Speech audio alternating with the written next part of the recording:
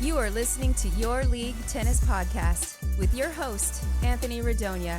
Anthony's an avid weekend warrior tennis player, just like you. Every week, he'll be interviewing new and exciting guests that will not only differ in experience and skill level, but also in age and physical ability. Your League Tennis Podcast is about making you a better tennis player. Whether you're a beginner or have been playing for years, in your 20s or in your 60s. Now, here is your host, Anthony Radonia. All right, Ray. Hey. Well, we're live. Sounds We're great. good. I love it. So thank you so much for coming. I really appreciate it. So I forget, you're in Murrieta or Temecula? I live in Temecula. You are. Whereabouts? In the Red Hawk area. Oh, you're Red Hawk. Very close to the casino, close to Great Oak. Oh, okay. And close to the golf course. Very close to 2 or 3 golf courses. Love them all. Okay. Play them all. Play at Temecula Creek all the time. Journey is one of the best courses is the best course I ever played. Love Journey. Journey is Pachenga's? Yeah. It is. It's great. So I've only seen it from when we've stayed at Pachenga's hotel. I've only seen it, and the greens look amazing. Like, they keep it so nice. The everything looks immaculate. Back in the hills, they have either recreated or just the old, a lot of the stuff from the tribe. Really great. And there's one hole that's pretty close. We went on a tour back there, all the teachers of Great Oak. We saw the Great Oak. It's an amazing place. And it's right by hole number 10. What is that? Dogleg. It is a great oak. It's a massive tree, 600, 700, 800 years old. Oh my gosh. It's not as tall as it is, just big. Really? Yeah, so it's interesting. It was really an interesting tour. They took us through the reservation a little bit, but just and the golf course itself. There's a couple of holes there. There's one overlooking the whole valley. A couple overlooking the whole valley. Just a great shape, fun to play. What you do is you get the membership at Temecula Creek. Okay. For $300 and some, and it gives you like 4 or 5 free rounds at Temecula Creek, plus a free round at Journey. Oh wow. Yeah, seriously. How much is Journey if I don't have a member? If 120, 120? No, more than that. Maybe 2 something. Really? Yeah. Oh my gosh. I'm not sure. I can't pay for the free real round at Journey, but if I can get that free round, absolutely. Yeah. Oh, that's so cool. I got to do that. Yeah, because I would love to play Journey. I haven't been playing in a long time. You know, we played. What was it? When Paul set that tournament up a couple years ago? Oh, was that prior to COVID? It might have been. Might have been prior to COVID, huh? Yeah. That's how time flies. So it's probably a good 4 years. That's probably the last time I played a course. That's pretty nuts. When COVID hit, I've played. My parents taught me a long time ago. I took a few lessons when I was a teenager. Always had fun playing golf, and I can hit a good golf ball, but I always had trouble in the short game. When COVID hit, I would just jump onto Red Hawk, hole number 10, hole number 14, and I had nothing else to do, so I just would sneak on and just chip all around the course, all around the greens.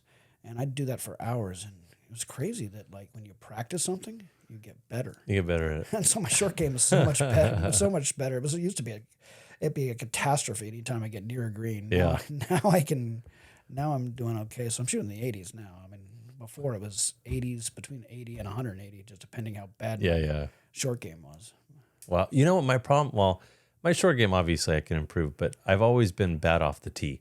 Like, I'm losing balls, and, you know, once I get in the fairway, I've sort of been able to be a little conservative, like, minded. And so I've always been pretty good. If I can place the ball 200 yards out in the middle of the fairway, like, I might, you know, if you gave me that one stroke, like, without, you know, letting me hit out of bounds, like, I can probably bogey that hole for sure. Yeah. But it's the off the tee stuff. I'll put it out of bounds every time. Yeah, well, the longer the hole, the better I did sometimes. I was okay on the tee. I played with Mike Vick and Paul, and those guys just bomb the ball. I'm not that big a guy. I don't hit the ball that far, but I can hit it. Yeah. And I always thought, like, one of the things with tennis or golf, I have hand-eye coordination. It's a ball. I hit it. I never took that much instruction. I just see a ball, and I do what they see on TV and see what happens. Yeah. But I could never do that with short game with my touch, but imagine that practice. There's what's comparable in tennis to the short game, the whole putting for dough. What is it? It's Yeah, driving for show, putting for dough. Isn't that the expression? That is. So I can't think of anything comparable in tennis where there's the putting for dough. I guess, is it the serve? Yeah, I can Might be see the that. serve. It might be. I also think just finishing points, and when I'm playing my strokes, I can always hit a tennis ball, and I've got my forehand or my backhand. As I'm playing more, getting back into it because with my health and other issues, I haven't been playing as much over the last 10 years. But now coming in, working all through a point, and then getting that last shot and putting it somewhere. That's like the short game. That's you work your tail off to get a good situation. You got to finish the point, and that can Totally. No, that's so right. Because I was just having a conversation with someone the other day. It's like we're playing the point to get that one ball, and then when we get that one ball, we're not doing anything with it. And sometimes I find myself hitting and running back to the baseline. It's like, what am I doing? This is the one ball I've been hitting the last 6 shots for, right? And I don't know why I'm retreating. Yeah, once you retreat, especially on hard courts out here, against a good player, once you retreat, you're in trouble. Yep. I like going. I mean, I'm basically a counter-punching baseliner. Yeah. And there was a point in the 80s and late 80s, early 90s, I was a serve and volleyer all the time. Come in. That's what I saw. Yeah, I'd come in all the time. And I had some pretty decent volleys, but that changed as I got older. I think the racket technologies changed that. It's harder to come in, and people can hit passing shots from all different angles pretty quickly with a new string and racket. You're right. I mean, you've got to have a massive serve to be behind it. And even if you have a massive serve, then the ball's coming back that much quicker. Yeah. I mean, so the points last longer. And so that's changed a little bit, but I think you're right. When you have the ability to bend the ball, put more dip on it, like I think the older era, the heavier rackets, the rackets that weren't so like pliable or bendable, I think you're hitting more of a flat return or a slice return. And obviously you can do more at the net with that. Absolutely. But if they're hitting that dipper, obviously it's tougher. You want to stay back. Well, that's tough. And they can hit it from all angles. Yeah. And just get it.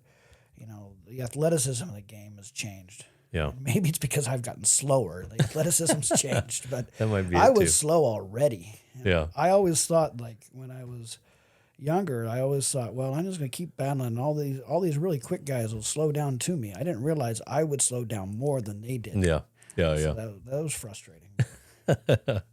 Well, that was good already, but I want to go a little backwards here and start out a little more about you. So I know you're teaching tennis at high school. You've been doing that for a while, and that's Great Oak High School. I've been at Great Oak for 18. This is my 18th year. Wow. Is it both boys and girls? Both boys. I'm a high school teacher. I'm a teacher first, coach second. I teach right now. I'm a social studies teacher. Right now I'm teaching all economics all day long. Okay. I used to teach, I've taught a lot of U.S. history, a lot of government. From the very start, and I was been telling this story to my classes because I'm just getting them this last week. When I was brought up in an age, if you wanted to be a teacher, you had to do something else. And so you had to coach this, coach that. And you had to do other stuff on campus. And so, I thought, okay, well, I'm going to be a social studies teacher, tennis coach. I can also coach basketball or other things. Mm-hmm. Well, the first student teaching meeting that I went to, there's all these student teachers, and they're all going to be assigned somewhere in Orange County to student teach. And I'm realizing there's a ton of people here.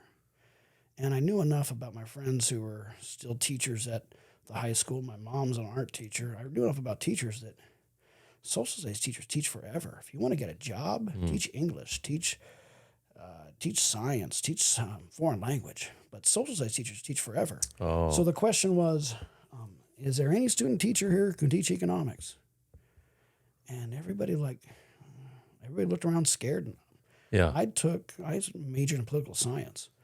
I had one economics class in college. I got an A in it, but I don't read and understand it. But I looked around, and I just raised my hand. I'll do it. Because I realized, if put yourself in a position where, your skills are wanted. So I'm just a couple chapters ahead of the kids, but Yeah. you want to learn something, teach it. Oh, without a doubt. So I was teaching economics, and from student teaching on, I've always taught 12th graders, either in government or economics, and I throw some U.S. history in because I like teaching that. Yeah. Now, just coaching, the demands of being a full-time boys and girls coach got to the point where I didn't want to teach more than one subject. I teach economics all day. I'm doing that, and then I have the coaching because it's all my prep time. A lot of it's just stuff I got to deal with my teams. And so the schedule's working out pretty well for me right now. Yeah. But I like that quote, if you want to learn something, teach it, because you're so right. It's not just learning it, right, for yourself, but you need then the ability to, I always say dumb it down. I don't know if I like that expression because I don't want someone to feel like you're talking down to them, but I mean, you have to be able to regurgitate it back to whatever level they're at. So you have to recognize what level they're at, number one, right? And then you have to be able to get your point across to them at their level and somehow make it make sense to them. Absolutely. Right? And so it's so interesting. You're right. To be a master at something, you almost need to be a teacher at it at some point. So true. So you've been doing that at Great Oak High School. Been coaching and teaching at Great Oak. I've been teaching. This is my 31st year teaching. I had 1.5 years at junior high school, but this is my 31st year as a professional educator. And I've been coaching tennis in some way, shape, or form since 1988. Oh, wow. This is my 24th year as a boys varsity coach. It's my 23rd year as a girls varsity coach. Wow. I was thinking about that when he asked me to do that. I was like, oh, I got to add up some numbers. I've been doing it for a while. Oh, my gosh. And I just heard you tell my wife downstairs you're 57. I'm 57. 57. Oh, wow. And it's been, the years add up quick. Yeah. They really do. Yeah, no, totally. Oh, my gosh. Okay, so, and then when I looked you up, I saw you graduated from Cal State Fullerton. Go Titans. And that was what year? 91, 90, somewhere in there. Okay. And then you have a master's. I have a master's from Azusa Pacific in curriculum and development. Yeah. Oh, that's cool. Okay. And then Azusa Pacific, great school. I love that school. That's local down here in, I guess what city is that? It's on Azusa, though, isn't it? Well, there is a campus on Azusa Pacific. Yeah. And I had friends that went there. They have for educators, and things have changed. When I got into teaching, they told you not to get your master's degree because you were cheaper without it. Interesting. Now that when you get your teacher credential, you get your master's degree at the same time. Oh, okay. Because now that all the districts want to say that all their teachers have master's. Masters. You get, at the point where I was, I needed that master's to go move up the pay scale, and the program was good. There was definitely got some stuff out of it. Some stuff. Yeah. Where sometimes I felt where I could teach the class, but Yeah. so it was. Yeah. But it was a good program. But it was a local. There's been a couple different satellite campuses here, and so I took. Oh, okay. And doing that while I was coaching and while I was teaching. Oh, man, that's tough. It was but just powered through it. Yeah. But it wasn't online, not in 2012, right? Not online, no. Yeah. I bet you nowadays you can get away with doing it all online, maybe. Yeah, the online learning, online teaching can be tough. It was an adventure. In fact, the COVID year, really, it was difficult. I'm not the biggest techie guy. I've gotten better. Yeah. And there were days and then I just realized, there were days that were tough doing that, but I realized I'm going to do my best and put on my show and make the best of it. Yeah. And some of the stuff I opened up every class with some sort of music that I would tie into whatever I was teaching in U.S. history and econ at the time. And so now I do that in class. The kids come in and I've got YouTube on some music. I did Times Like These for the Foo Fighters on Friday. I liked I'm teaching economics, opportunity costs. We did the class, Should I Stay or Should I Go the other day. Nice. And they get my musical taste and I try to vary it up a little bit. Yeah. And you got the Who shirt on. I've seen the Who 25 times. 25. Oh, my gosh. I like going to, just saw Trombone Shorty, Mavis Staples, and Ziggy Marley down at the Shell. That was a great show. That was fun. Oh my gosh, that's so So cool. I like going to shows. The Clash obviously is not. Joel Strummer passed away, right? But Yeah. I love the Clash. I told the Oh my gosh, yeah. I was telling my classes, like the spirit days we have on campus, like where everybody dresses up, and they're always on 80s Day. Fish, why aren't you dressed up for 80s Day? I am 80s Day. Yeah, I'm a that's walking every day. 80s Day. Yeah. And I'll crack up with it. I mean, this is, some people would debate this. I don't care. I told them that, yeah, you listen to your 80s music. The best thing that came out of the 80s by far was the Clash. Yep. Love the Clash. See, for me though, my 80s are, because I was born late 70s, my 80s are more Garbage Pail Kids, because I was, young, buying cards at that time, and like British pop music, because that's when That's you're fun. young, you listen to the radio, Sure. So that's my memory of the 80s. But I love the 80s. Yeah, that's fun stuff. I love Aha, that kind of bands. Take on me. Yep, All right. totally. Okay, so have you always done varsity, or is it JV too, or someone else There doing was that? a few years. Let's see. I was coaching at. I was teaching at Ayala High School Oh, okay. in the 90s. My good friend Jim Moscato was the varsity coach there. The year and a half I taught at a junior high school was just down the street at Ramona Junior High School, and during that time, all the kids they had just had white cement courts outside. I just got a whole bunch of rackets, wood rackets, whatever rackets I can get. I had a little tennis club, and all those kids went to Don Lugo. And the girls who were on that program got a hold of me like when they got to high school. Our coach quit. We need a coach. We want to play tennis. And so, even though I was teaching at Ayala down the street. I was coaching the varsity girls at Don Lugo. My buddy Jim was my JV coach. And we flipped when during the boys' season. He coached the varsity, and I did the JV. But I helped out with to me, a JV coach is an assistant varsity coach too. Yeah. So. Okay.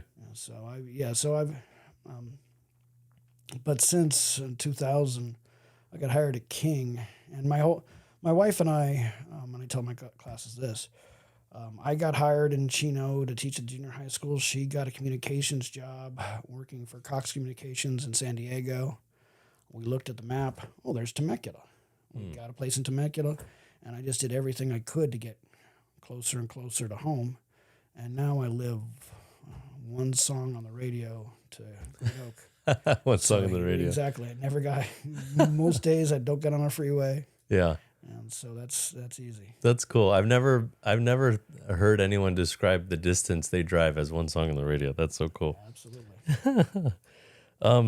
How is it teaching? Okay, so high school, I could imagine, like my daughter's 8 years old. I could imagine teaching young kids as it's almost like all fun, like make the games all fun. Teaching college, I think they're a little more focused, I would hope, maybe a little more angrier, I don't know, but at least focused on what they want. But high school, I don't know. It just seems so much harder to me. Is it? Like, is it tougher, do you think? Well, I'm going to teach. I like to tell, when I coach, I teach, and when I teach, I coach. I'm just always trying to build.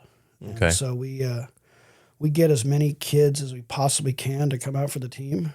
Yeah. And we don't cut. We have 3 levels for Oh, our that's cool. girls. We have a varsity, a JV, and the JV reserve. The JV reserve only meets on Fridays. By that time, the varsity and JV, they can have the day off. We work with them a little bit, and always just trying to build and gain depth. And so if each girl tries to improve, if each girl are the guys' team, each guy tries to improve, whoever the best 9 are going to be darn good. Yeah. And that's what we try to do, and try to make it a we, not me, when we're on the court. Yeah.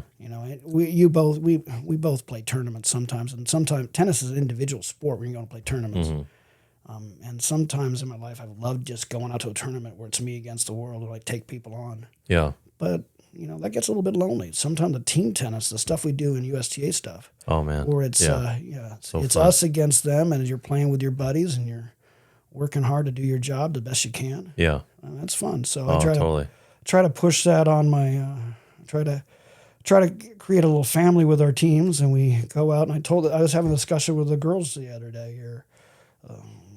We don't do this to hang out with our friends, although we get to hang out with our friends. We don't do this just to have fun, although this is a lot of fun.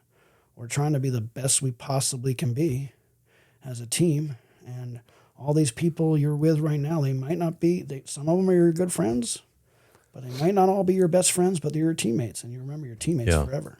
Totally. And so we just do the best we can. How important is it, do you think, to teach sports to kids? So you get to see it from both sides. You're in the classroom teaching classes that they need to graduate, but then you're also there with sports. Like for me, I found sports to be so valuable in all the sort of extra stuff that I didn't get in the classroom. But I don't know if I can put my finger on it, but I just know I'm a better person because of sports growing up. Like, do you feel that it's so important, like you would never leave it kind of thing, teaching tennis? And yeah, I'm a sports addict, always have been. And it doesn't matter what sport. Yeah. And I think for kids, sports is a morality play. It's an area where you get to grow and try to achieve something and do the best you can. I mean, and as much as I love sports, and I get upset when my teams lose, not my high school teams. I mean, when as broken up as I am about what's happening with the Angels right now, it's just a game. Yeah. I don't care what it is, just a game. We're just trying to do something, be the best we can be, but let's not overdo it. So I think, like, when I'm trying to convey to my team, we're gonna work as hard as we can, and we're trying. Our goal is to go out and win, to be the best team we can be. By the end of the day, when it's over, we shake your opponent's hand. You know, and so I don't want my. I was thinking about the Wimbledon final. My brain's off my. The woman from Morocco who lost. Yeah. My brain, I can't think of her names right now. She wanted that so bad. Yeah. And I could see that she was really afraid of the pain of losing that match. And some people get driven by fear of losing. Yeah. But I think fear of losing a lot of times leads people to really choke. Yeah. Ons Jabeur. Ons Jabeur, absolutely. Yeah, you're right. That final was her sort of shutting down, because I remember watching it and I was like, she's not very emotional. I saw myself some in her too, because I feel, and I've said this before, when I'm playing best, I'm a little cocky, I'm a little confident, I'm talking, I don't know, I'm interacting maybe with people, but at the same time, I'm focused. But I've been very quiet, like her too. And when I'm very quiet, I'm not playing well, because something about me is very, I don't know how to explain it. Like, I don't know. It just, everything about me is sort of like reserved, and maybe I am worried internally and I don't want to show it. And you're right. That's how she was. She was very scared that day. Yeah, it's tough because, and everybody's been there. Yeah. Every athlete has been there and had things like that happen. But I think to me, for my teams, I really want them to know that if you lose, I don't care any less about you. If you win, great. It's just a match.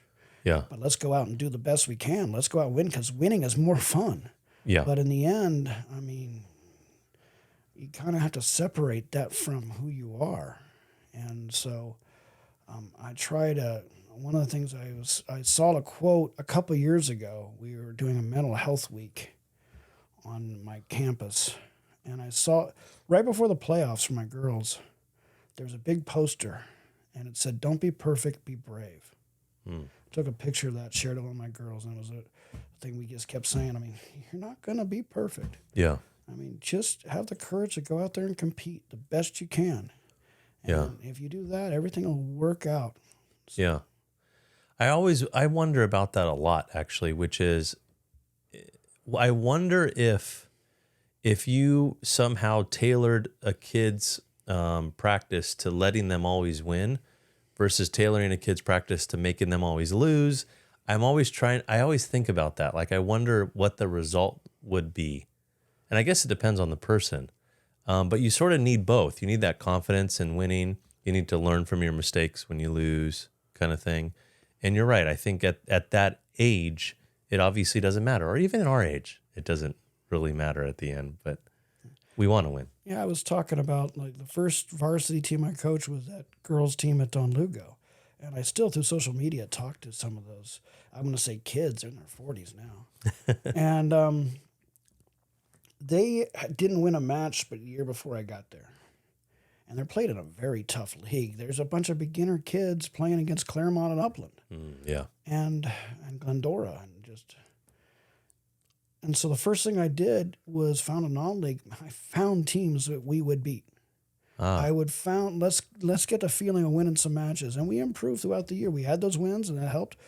But at the same time, for my teams that I've had, I go out of my way to find someone who's going to kick our butt. Yeah. We need to push ourselves, need a challenge. I mean, you don't get better in our sport, any sport, if you don't push yourself. And sometimes in tennis, you need that person to show you what the next level is. Yep. You're never going to step up a level if you don't see those levels above you. Totally. And so it's okay. And it's okay to lose. Yeah.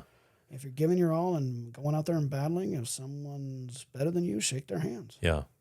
And I've also lately really enjoyed playing someone I think is exactly my level. Mm-hmm. And I've been learning a lot recently with that battle, and like just trying to just squeak out a win is so beneficial, because it's like, I know this person could beat me next week, I can beat them next week, but right now I'm going to do everything I can to win. You start finding other little things about yourself in that moment, but you're right. You learn everything when playing a person who's not as good as you learn a lot. Playing a person who could destroy you and kick your butt, obviously you learn a lot. And then finding that person, I think, who's your level and you trying to squeak out a win is pretty important too, especially in a tournament. Oh, absolutely. Yeah. I love that. I love what you said, battle. Joey Jr., battle. That's right. Battle, Joey. That's right. And so I tell that to the kids all the time. We just battle through and fight. Yeah. And, playing that guy that's better than you, if you really push him, you've got a chance. And totally. A lot of times that when you push that player that's better than you, and now they find they're in a fight, you get to find their weak spots. You get to find that, oh, wait a second, there's a way I can play this person. There's a way. I mean, I've had those wins. You've had those wins where you come out and beat somebody that you had no business beating. Yeah. Now, one of the things I also say, when you do that, don't be surprised. Act like you deserve it. Act like you do, because you do deserve it. But act like, okay, I've done this. And don't let down the next time. You just keep battling. Yeah. Yeah, it's very true. So. Yeah.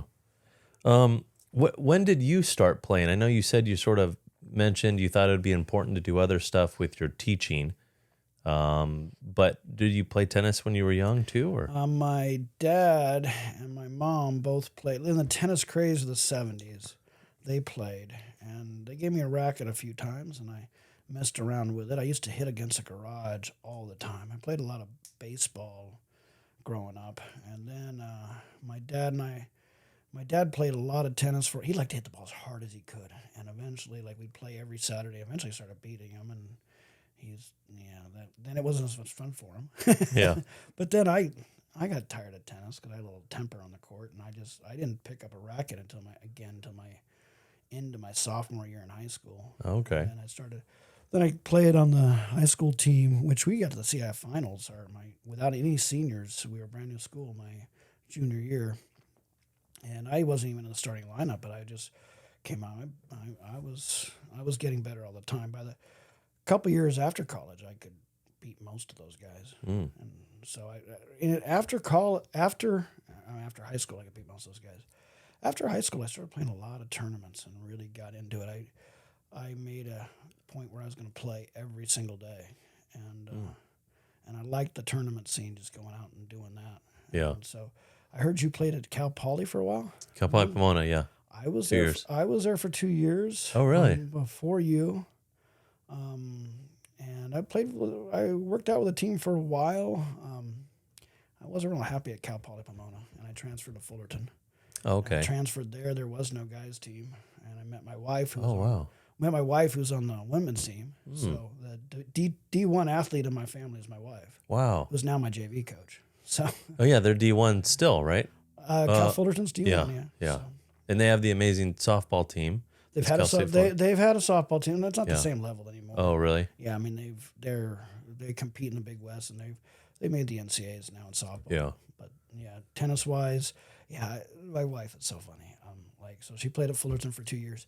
We went to a Cal State Fullerton basketball game a couple years ago, and we're looking at the program, and she's all of a sudden I see her face just red and seething, and I look what she's reading. She's reading that the team the year before was 0-18. And she was mad. She's like cracking. The tennis team? Yeah. Oh The no. women's tennis team. They got better since then. I don't Yeah. know what happened that year, but to see her, like, her competitive juices flowing, Yeah. like going out there. So yeah. So Oh my gosh. yeah, so yeah. I didn't have that many lessons or anything. I remember taking a lesson with somebody like in the 70s, and they were teaching me a one-handed backhand, and I was like, I saw Jimmy Connors do it with two, and Yeah. please, can I try it with two? No, we teach one. Please, I kept begging the guy, please let me do it. And so, okay, try it with two. Bam! Yeah. I just destroyed it. And okay, you do that Yeah. for the rest of your life, which I have. I just give me a two-handed backhand, I'll Yeah. blast it. What is it about? Because for those that are listening that don't know you, we all joke about your two-hand backhand because it's ridiculous. So why is it so amazing? What is it? Like, was it always, because like the story you just told sounds like it was almost always good, naturally good. I'm a little, well, I don't know about ambidextrous. I see things, I write left-handed. Okay. I eat left-handed. I see things well on the left side. I can't serve left-handed. I can't do anything overhand left-handed. But I see the ball. Well, in baseball I could switch hit. Okay. So I see the ball well on that side. I just lean into it pretty well. Just take two hands. God gave you two hands. Hold on to both rackets and rip it. And rip it. Interesting. That's so interesting. So do you think that I forget his name now. Rune's coach, he was Serena's coach, Patrick. Yeah. But he's always talking about left eye dominant, right eye dominant. I'm like, who cares? But maybe it's important. It sounds like somehow you can see the ball better maybe on that left side. I see the ball better. You do? Better on the left side. Absolutely. Interesting. So, I was thinking about that. I would kick right foot. Larry Bird and others who use both hands a lot do that. They write with their left and use other things with their right. And so my class was asking me, so you're ambidextrous? Well, I don't do everything equally well on both sides. Yeah. Just some things I do better on my left, some things I do better on my right. But you can write with your left. I write with my left. Oh, you write with your left? Yes. Oh, wow. That's interesting. Because you're a righty in tennis. Righty in tennis overhand, but yeah. I got a buddy who plays tennis right-handed and does a lot of other stuff left-handed, so that happens. And then you said you kick which foot? Right foot, probably. Right foot. Yeah, it's a little bit. What about skateboard? Do you know what you do? Are you a goofy? I think I'm a goofy foot. You're a goofy. And the last time I skateboarded, my daughters are doing my youngest daughter will skateboard anyway, but I think I'm goofy footed. Yeah. I don't know. I wonder, because I'm goofy footed too, but everything about me is righty. I was on a skateboard when I was 10, I don't know. I thought you would skate still. No, not at all. I would fall. I don't mind skating, just falling, it scares me. Yeah, that's true. What's we talked a little about your coaching style, your focus on teamwork and all these intangibles. Like, do you have sort of a coaching style? Like when you're there in the moment, like, are you pushing them? Like, what's going on? Are you going more technicals? I'm not as technical as I am. Let's get as well-rounded a player as possible. We do a lot of doubles drills. Okay. Even though, we have singles players. But, I think singles is good for your doubles and doubles is good for your singles. Yeah. Trying to build well-rounded players the most we can. Building a team. And I'm also, I don't do privates. I consider since I make the lineup, I consider a conflict of interest if I'm given privates. Plus, I don't have time to give privates. So I like to get kids over to the club. Bill Barron, Slav is teaching a lot of great kids. By the way, I have great assistant coaches right now. I've had great assistant coaches in my lifetime, but it's helped. Having Slav out there is incredible. Having my wife as my JV coach. She's an inspiration every day. Yeah. She's been just doing it for a couple of years, but it's just, she's always been behind the scenes as an advisor and helper.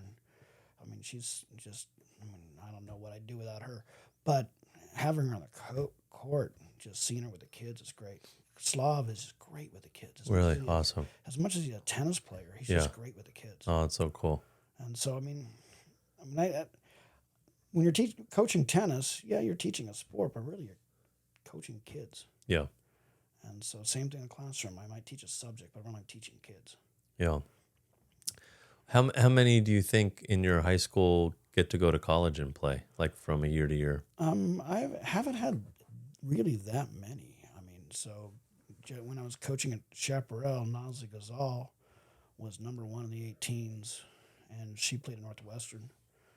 Haley Dixon at Great Oak, and Molly Aloy at Great Oak, and Hannah Stone at Great Oak, all on the same team. Haley was going to Boston College. She got hurt, and her shoulder was thrashed. She really couldn't play anymore. Molly played for St. Mary's and coached at Dominican. Hannah was at Northern Arizona and then at Cal Poly SLO.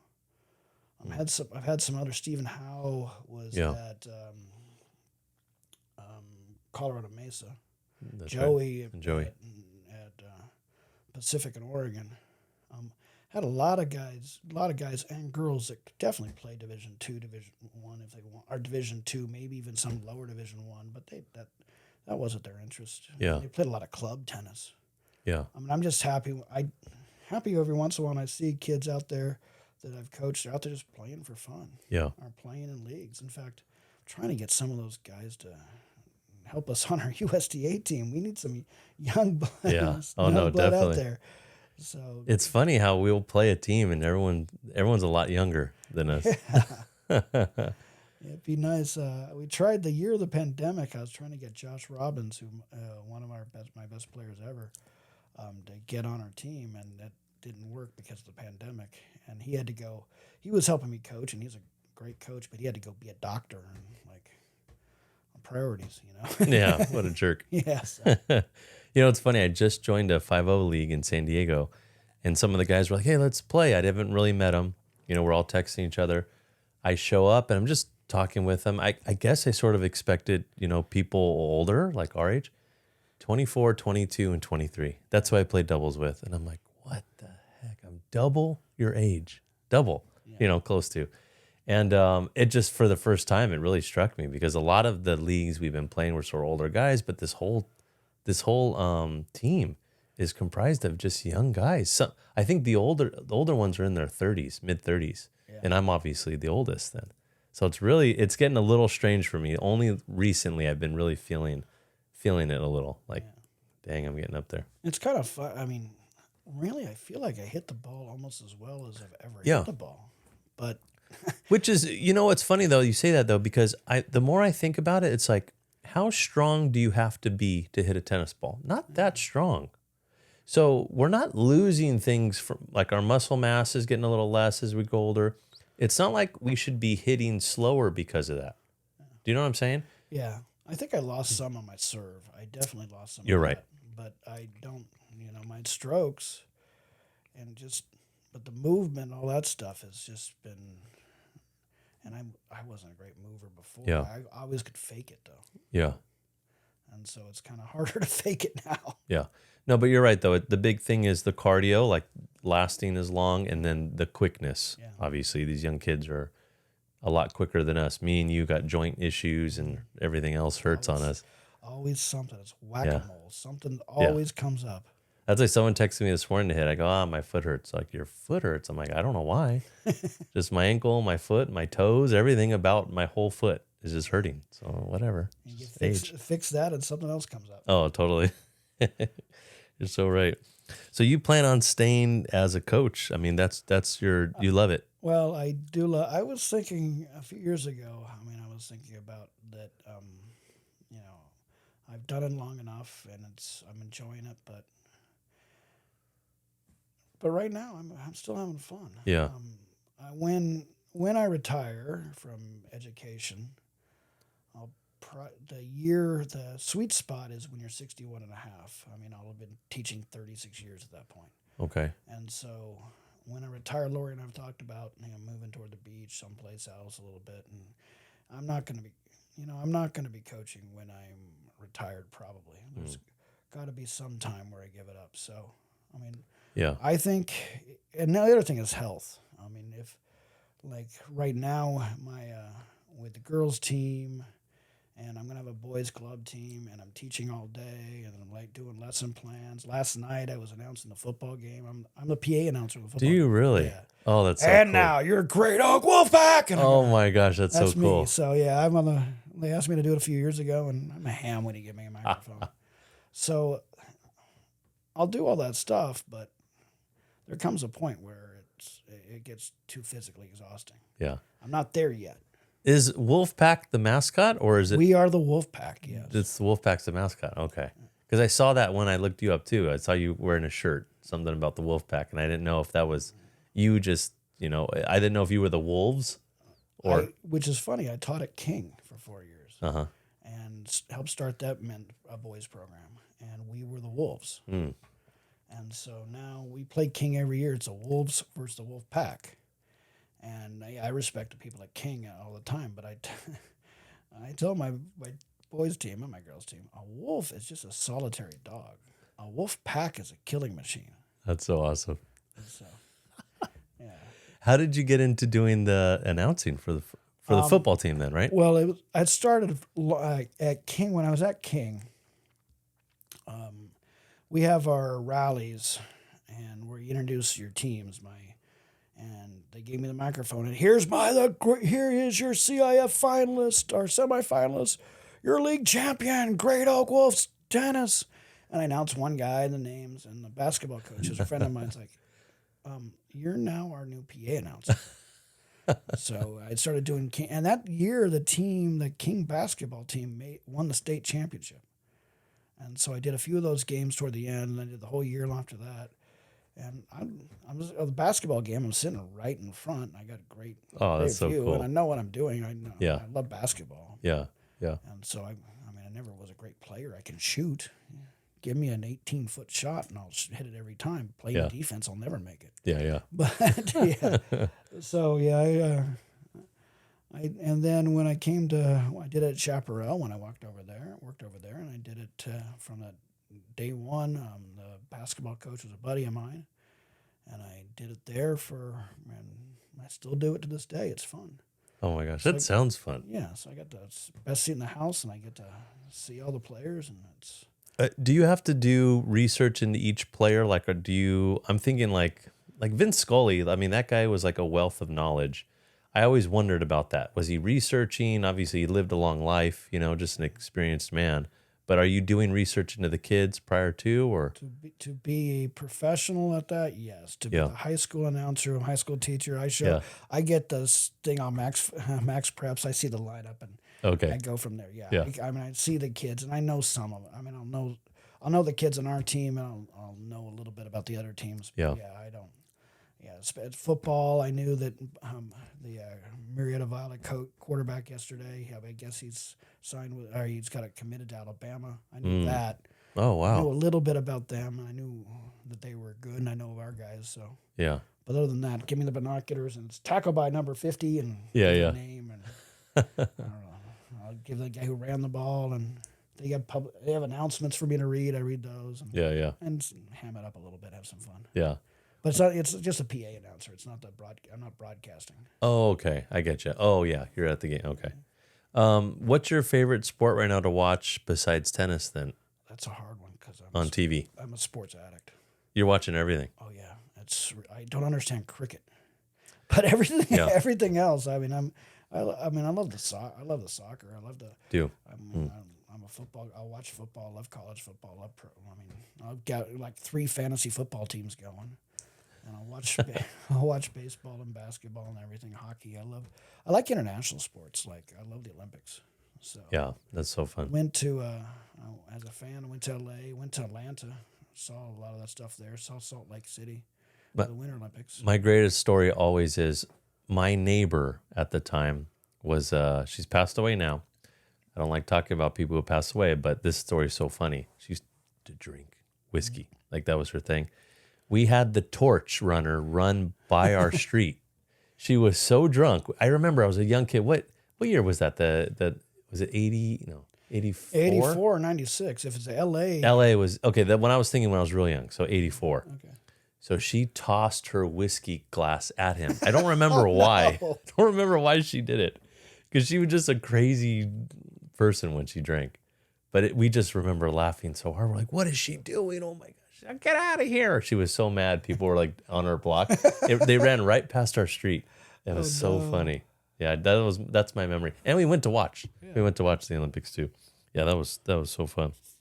Yeah, we went to Dodgers A's World Series. These are like my memories as a kid. Dodgers A's World Series when Oral Hershiser pitched, and what's his name? I can't think of his name. Gibson hit the home run. We didn't see that game, but that was the series that I remember going to, and then went to Olympics. That was the big sporting events when I was a kid. It was fun. Totally. Give me some sort of. I need a pointer. I know we talked about the backhand, and this is leading into my gift to you. Oh, cool. But we talked about the backhand. I need some sort of pointer to make a person have a good backhand. And my gift to you is Andre Agassi, obviously, because obviously one of the best backhands ever. And I thought I gotta give Fish a great gift here.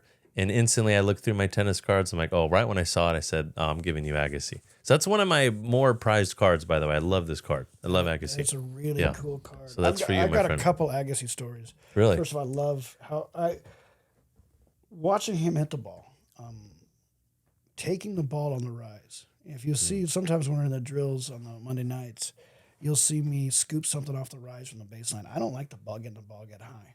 I struggle with that high, big forehand. You got big guys whack the heck out of it. I'm going to use someone's pace against them. And so, I mean, different levels for different advice for a backhand. First of all, get your racket back early. Yeah. If you got your racket back early, and then you got options to do anything with it. As you get more advanced, take that ball on the rise. Take that ball early. The earlier you get the ball on your racket, it's earlier, regardless of how hard you hit it, it makes it harder on your opponent. I mean, Agassi took the ball so early. Yeah. And so I think the game now, you see a lot of people getting that ball till it drops into their strike zone. I love getting the ball on the rise. Yeah. And a lot of it is watching Agassi.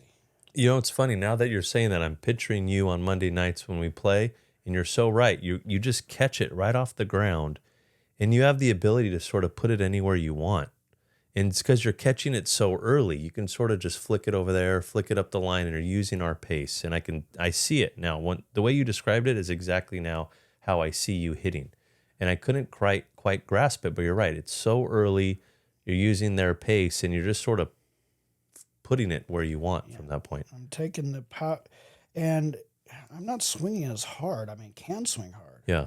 But by getting it early, the ball still has more momentum, and I'm taking the momentum going the other way. And also the amount of time from when I make contact as opposed if I wait till the ball gets at a different level. I've cut off time both back and forth. So I'm rushing and putting pressure on people. Yeah. And that's the goal anyway. When I played my best tennis, I was really taking the ball on the rise. Yeah. And taking the ball as early as I can. And you look at some of my favorite players to watch. Venus, I think, did that better than Serena, especially on her returns. Yeah. Agassi. Serena can do it too. But Venus, I always like Venus. Serena had the better serve. Venus on her game, her return of serve was vicious. And so I like taking people's pace against them. So I'd say on our backhand side, just staying down, getting that ball in front, and using people's pace against them. That'd be my advanced lesson. Toward the beginning lesson, get your racket back and drive through it and give it a ride. Yeah. And the pace of the ball after it bounces on the up, when you say use their pace, it's so much different than if you let that ball hit its arc and now is on the drop, which a lot of people do nowadays. You see that. They're sort of waiting back. They're letting it drop into their strike zone. It makes sense on a clay court, too, because a clay court, the ball doesn't bounce as consistently, so you let it bounce. And they're using now when you do that and let it get in your strike zone, the stroke is all yours. You've got to do the driving through it. Yeah. Which is okay if you're a big, strong guy. Yeah. If you're Del Potro. Yeah. Just blast. Yeah. But last time I checked, I'm not one Martin Del Potro. Yeah. I'm not that big. So Yeah. the ball's going to be in my strike zone earlier. So I'm going to hit it out of my strike zone earlier. Yeah. So, I mean, one of the things great about tennis is, there's different advantages for different people. I mean, the taller guy might be able to blast the serve and might be able to high bouncing forehand might be able to give that a ride. But us guys who aren't that big, let's get the ball early. Yeah. Yeah. Yeah. Totally. Yeah. I felt because it's something happened to me last year where I had a situation where the guy was hitting not really deep, but sort of high to the service line. And I was letting it then drop. And I was like, well, the whole match, I didn't figure it out till maybe the last game. I ended up losing, but I was so mad. And I was like, at the last game, I started taking everything on the rise. And because I had to generate all the power, he was hitting this high ball service line. And then it was coming into my strike zone. I felt like, oh, I can hit a great shot here. But I had to generate all the power. And I just couldn't do it. I couldn't hit winners. And that was his game, right? He was, I don't want to call him a pusher, but just a grinder, right? And he was sort of just doing that every time, and I couldn't do what I wanted. And I didn't figure it out till the last few games that take it on the rise, use the pace of the ball before I let it drop. Because then it was almost like, it felt like it was 0 miles per hour at the time I was hitting it. I had to generate all the pace, right? And it was really tough. It gets exhausting. Yeah, you're right. What I'm saying by getting the ball early, I mean, I remember I played a tournament, and when they had the old 5-5 division, there was a guy who was one in the 5-5s, and he was beating everybody. And first of all, advice for players, it drives me nuts. Scouting a player, don't look at their UTR, because it doesn't mean anything. Don't look at their ranking. If you've got scout how they hit the ball, that's great. After you play them, look at their UTR and look at their ranking. Yeah. But like, I get kids who are psyched up. He's a UTR this. I don't care. Yeah. How does he play? Yeah. So I saw this guy, he hit with a lot of topspin. I decided I'm going to take every ball early. Yeah. And I don't know what was that day, but I played out of my head. I just played so well. I beat him 6-1, 6-2. Wow. And later he came to apologize. I'm sorry I was a jerk. I mean, you just played so well, and I was getting on yelling, who is this guy? Like I told him, dude, no apology needed. I didn't even notice. Yeah. I was in such a zone. I don't even know what you did. I didn't care. Yeah. Quite honestly, guy, I mean, yeah, it was a fun match. I don't really care. Yeah. I played great next. And so it's just when I'm getting the ball early like that takes work and takes timing and takes practice. Yeah. You can't just do it. But to play the grinder with all that topspin, it's the only way to do it. I mean, I can't. I'm not gonna outlast a guy for 6 hours hitting topspin where I've got to generate all the pace. Totally. No, I agree. So you are playing tournaments still? I've tried to get back out there. I played a couple single. I mean, I was playing the league and been doing that for years. Yeah. I got thumped the last 2 times I played, but I played at open level 55 and drew the second seed. This guy ran down every ball, and I had to be the aggressor, and he just played down. And then I played somebody else at a 4-5, a second seed again. Big top. A 4-5 tournament? Yeah. Oh, okay, cool. Big second seed, big strong guy with exactly the game you're talking about, and I had to be the aggressor. Yeah. And I knew what I had to do, and I know I've beaten guys like that, but it was hard. I couldn't do it this time. That's part. Get back out there. Yeah. I'm playing a men's 40 in a couple weeks it's in Newport, but it's all age, 35 up to, I want to say 75. I think our friend Mike Deegan's playing it with Joe Ballawag. That'd be fun. Yeah, but it'll be fun. So I'm trying to focus more on the age division tournaments. Obviously, I love playing open because I like seeing people smack the crap out of a ball. To me, it helps me see a different ball. But like me and you talked about earlier, they're a little too quick. And it happens sometimes where I'll think I'll hit a winner, and I'm like, what? They got the ball back. It'll literally surprise me because I'm not used to it. But the age division group, those tournaments are really fun. Yeah, you might get, and there's some 40s that are out of this world. Oh my gosh, amazing! The 40s is no joke of a division. Oh no. Yeah, a lot of talented. But, at every age, you'll see some real talented people. I won a 40s. It was a funny story. Well, first of all, it was a very small tournament. So, when the bigger the draw and if they were getting prize money, that's where, if I win a round or so, that's a lot. Then I've had a great day. But, yeah, I won a couple rounds, and I'm playing this guy, and it's in San Diego. And he lived in Orange County. Big serve. And in the semifinals the day before, he has, hey, so I don't want to drive this all the way to San Diego. We'll just meet in Murrieta because I know that's close to you. I saw the weather report, and it's going to be like 102. Yes, Orange County, dude. I want to play you at the Murrieta Tennis Club at 102-degree heat at 1 o'clock. Let's go. He didn't know he was getting into. He had no idea. Like, we're warming up. He had a serve that hit the back fence and hit me in the head, almost knocked me out. And, I could not break him for the life of me, but I held. And I beat him in the first set tiebreaker 7-6. And by the second set, you're in the spider's web, dude. Now I got you. I'm running all over the place. 6-3. It's hot. Okay, you're the one that wanted to play on Murrieta. These are our courts. Come on. That wasn't the. Oh yeah. So that's how I won my 40 opens. Wow, nice.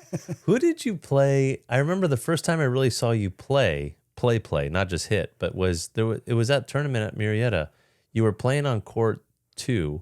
Who did you play? It was probably Deegan, probably. Was it Mike? It might have been Deegan or Bobby. Bobby Kilty, too. No, it must have been Deegan then. Because I knew it was someone. Last time I played Vinny, too. Vinny Rivera one time. No, you're right. It was Mike. It was Mike Deegan. I remember that match. You guys were playing. That was a good match. Yeah, he got me 7-6, 7-5 or something like that. Oh, did he really? Yeah, and I just. Oh, wow. Yeah, I was coming back from when I had my wrist surgery.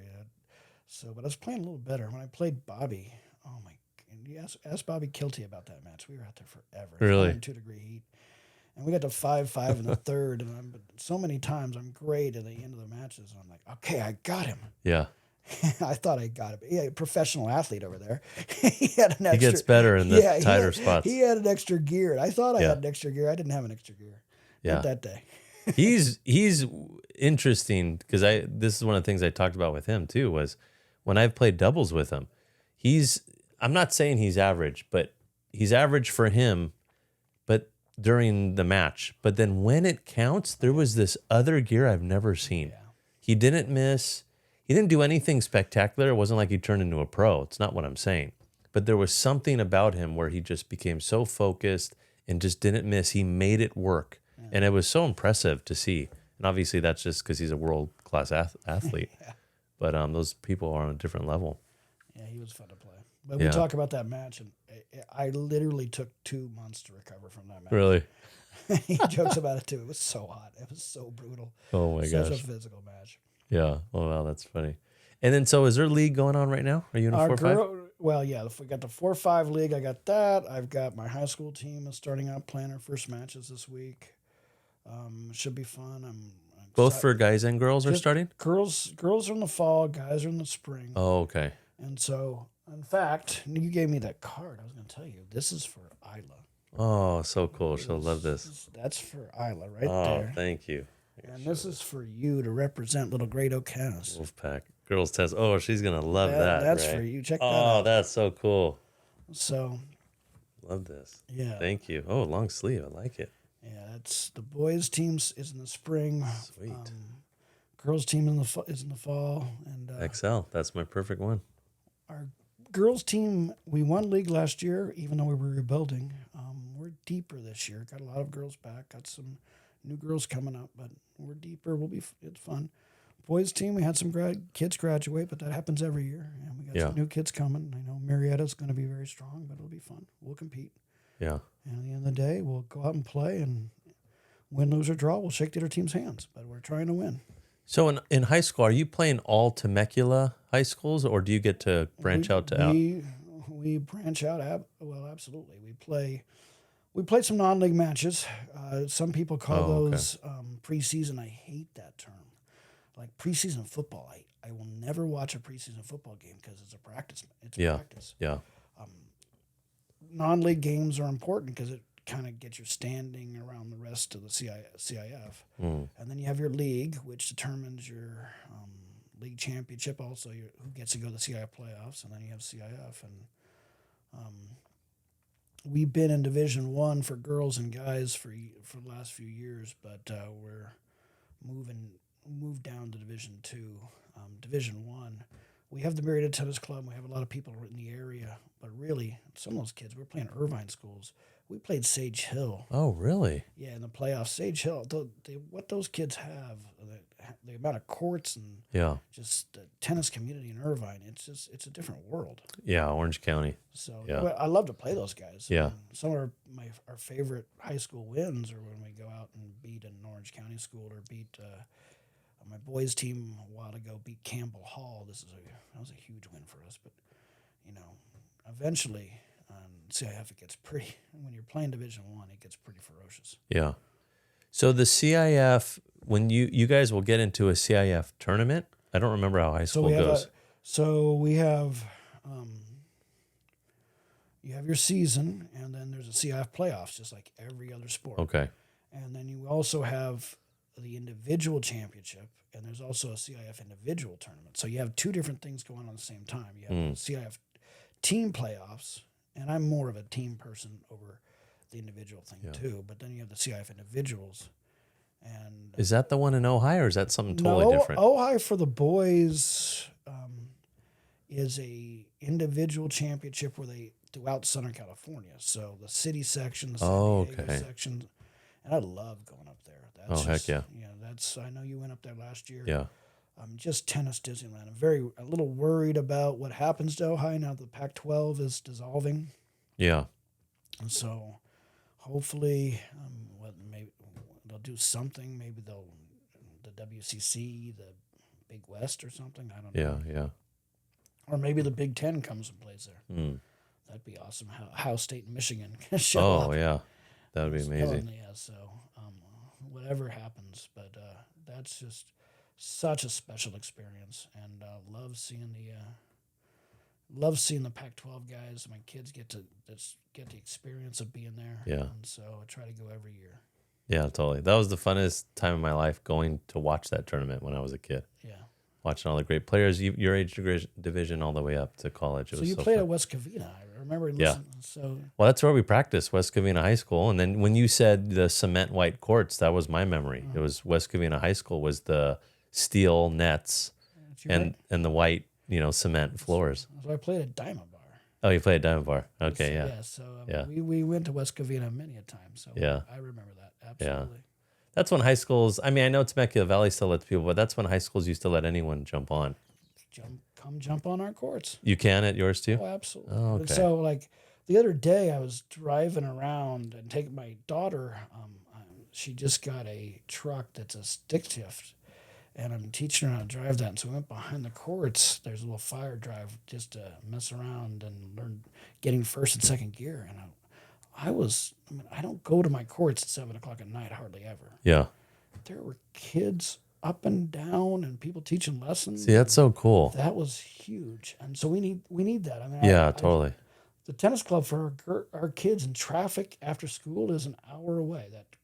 How bad with traffic, yeah. That's terrible. Yeah, I'm so mad when I see high schools all locked up. Like the track too. That was one of the things a big memory as a kid. We would go as a family to the local high school track, and everyone would be walking. All these families, people with strollers, and it was just fun. Yeah. Exercise as a family, So I don't know. It just doesn't really exist that much. So I'm glad to hear your high school's open. That's so cool. Yeah. So the trouble is sometimes we'll have the skateboarders on there that mess things up, and the public leaves their trash out, and we have to deal with it and stuff. I mean, there's potential vandalism, but it's worth it for the kids to play, and so hopefully we keep. It's hard to lock our courts up because you can hop the fence pretty easy. Our courts, but hopefully we keep them open because there's just so much going on, and we have the lights there. The city put the lights. Oh, okay. So I need my courts to be resurfaced. So. And they just totally did Chaparral. They tore down the courts and putting in new ones. I haven't seen the new ones yet. I don't know if it's done, but I don't know. I haven't seen it yet. I've heard that they need the Chaparral courts. I remember they're like slanted, right? Because of drainage. Because you got to drain because it rains so much in Temecula. Yeah. Totally. Is that why did they purposely build them that way? Those drainage courts are like that, or like you'll see that on some gosh. place where it rains 50 inches a year. Yeah. Yeah. So But it's not all about, Temecula. Yeah, not so much. Oh, that's hilarious. Well, Fish, my friend, I think we're at a good stopping point. We're a little over an hour, so I'm so happy you came. Well, I learned a lot. It was really fun. This was fun. Yeah. This was fun. Everybody out there, get out and play. It's a great game. I love the sport, and just try to get as many people out there to play as. So I've been saying things that were anti-pickleball. Well, I'm not really anti-pickleball. I'm just pro-tennis. Get on the tennis court. Yep. Take our tennis courts back from the pickleballers. Totally. I might play. There's a pickleball tournament coming up. I'm looking at it. I'm like, but I still haven't played pickleball yet, so I don't know yet. I was thinking, like, should I do it? Put it on camera? I don't know yet. We'll see. Tennis players usually dominate pickleball. I guess. I don't know. It's just such a weird thing to me, pickleball. I still don't get it. But thank you, my friend. Hey, Thanks, this is Fish. great. Thank It was you. so awesome. Thanks.